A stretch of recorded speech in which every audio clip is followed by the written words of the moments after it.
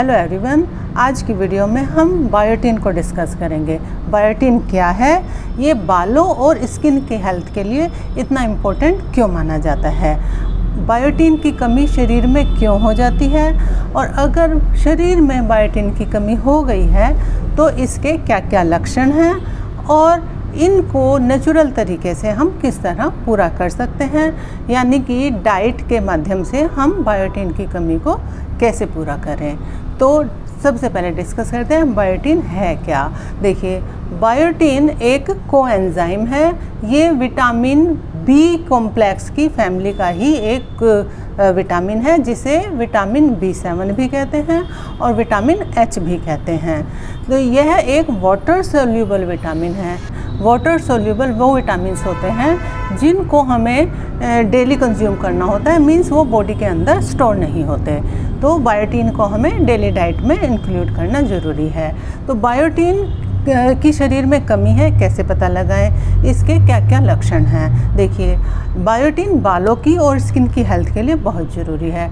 अगर बाल लगातार झड़ रहे हैं, बाल ड्राई और रफ़ हो रहे हैं, बाल बड़े फिजी से हो रहे हैं, तो ये बायोटिन की कमी के कारण हो सकते हैं। दूसरा, बायोटिन स्किन की हेल्थ प्रमोट करता है। अगर स्किन ड्राई और बड़ी रफ़ सी हो रही है, चेहरा डल दिखता है, तो बायोटिन की कमी एक कारण हो सकता है। अगर किसी के लिप्स फटते हैं, एड़ियाँ फटती हैं और कई लोगों के हाथों की स्किन भी फटती है, अगर ये सारे लक्षण नज़र आते हैं तो ये भी एक बायोटिन की कमी के कारण हो सकता है।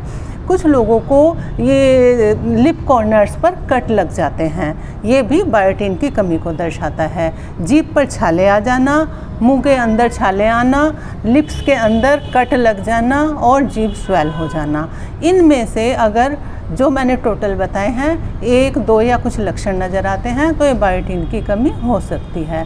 कुछ लोगों को बायोटिन की कमी के कारण अनिद्रा यानी नींद का ना आना या नींद बड़ा देर से आना या नींद का डिस्टर्ब होना, ये भी एक लक्षण माना जाता है।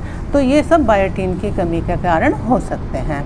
तो अगर बायोटिन की कमी शरीर में है तो इसके रीज़न्स क्या हैं। देखिए, बायोटिन की कमी के कई सारे रीज़न्स होते हैं।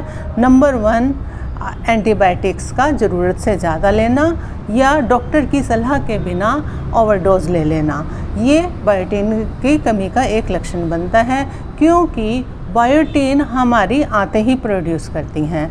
आंतों में जो गुड बैक्टीरियाज होते हैं वो बायोटिन का प्रोडक्शन करते हैं।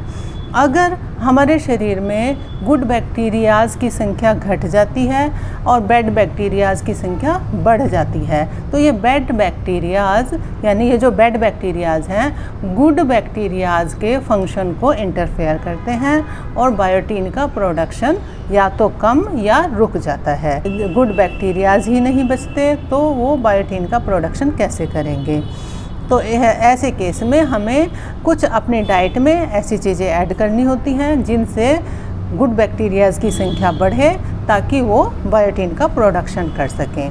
ये बायोटिन रिच डाइट क्या होती है वो भी मैं अभी बताती हूँ। उससे सेकंड रीज़न जो होता है बायोटिन की कमी का, वो होता है एंटी सीजर्स दवाइयों का लेना। देखिए, एंटी सीजर्स वो दवाइयाँ होती हैं जो कि ये एपिलेप्सी में यूज़ होती हैं, माइग्रेन पेन में यूज़ होती हैं। माइग्रेन के कारण जो सर दर्द चलता है उसमें जो दवाइयाँ दी जाती हैं वो भी स्ट्रॉन्ग होती हैं, वो हमारे गुड बैक्टीरियाज को नष्ट करती हैं। दूसरा, जो सीजर्स में यूज़ की जाती हैं वो भी हमारे ये बैक्टीरियाज को डिस्टर्ब करती हैं। तीसरा, वो नर्व पेन के लिए जो दवाइयाँ दी जाती हैं उनका केमिकल कंपोजिशन भी ऐसा होता है जो हमारे गुड बैक्टीरियाज को ख़त्म करता है और बैड बैक्टीरियाज, जब गुड बैक्टीरियाज ख़त्म होते हैं तो बैड बैक्टीरियाज की ग्रोथ ऑटोमेटिकली बढ़ जाती है और बायोटिन का प्रोडक्शन रुक जाता है या बहुत कम हो जाता है।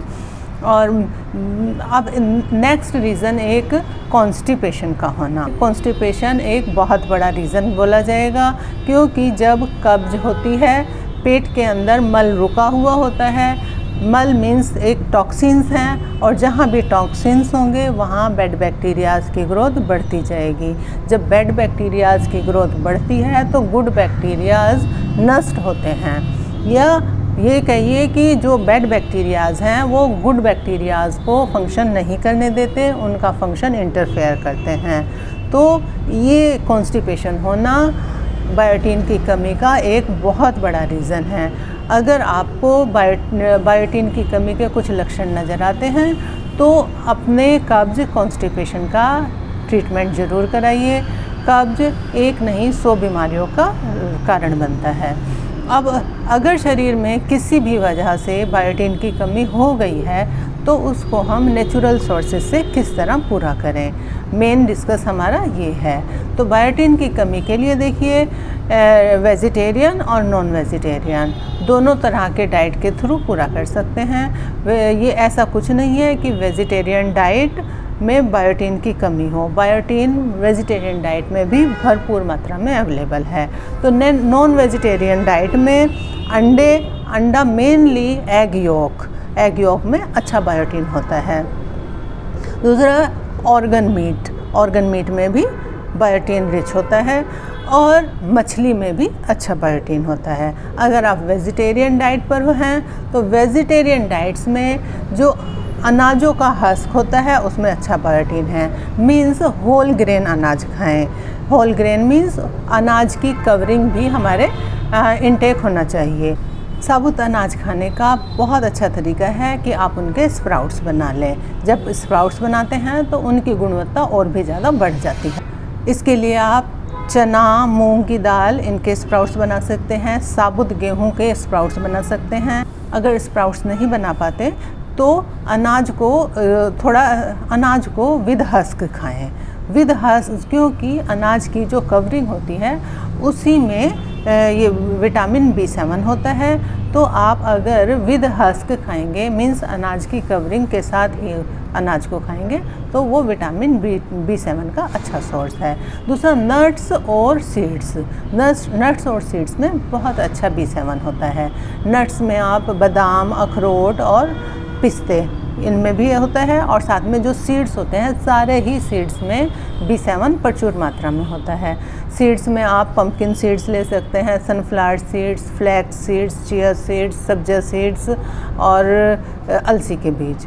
हाँ, जो भी आपके पास अवेलेबल हैं वो सीड्स खाइए। इन सारे सीड्स में अच्छी मात्रा में B7 होता है। अगर आप वेजिटेबल्स की बात करें तो वेजिटेबल्स में मशरूम में अच्छा B7 होता है और शकरकंद विटामिन B7 से रिच होती है। और साथ ही और भी बहुत सारे विटामिन्स होते हैं शकरकंद में। थोड़े अमाउंट में तो शकरकंद अपनी डाइट में ज़रूर ऐड करिए। तो आज की वीडियो में हम इतना ही रखेंगे। आपको वीडियो पसंद आई तो लाइक, शेयर और सब्सक्राइब भी करिएगा। Okay, thank you.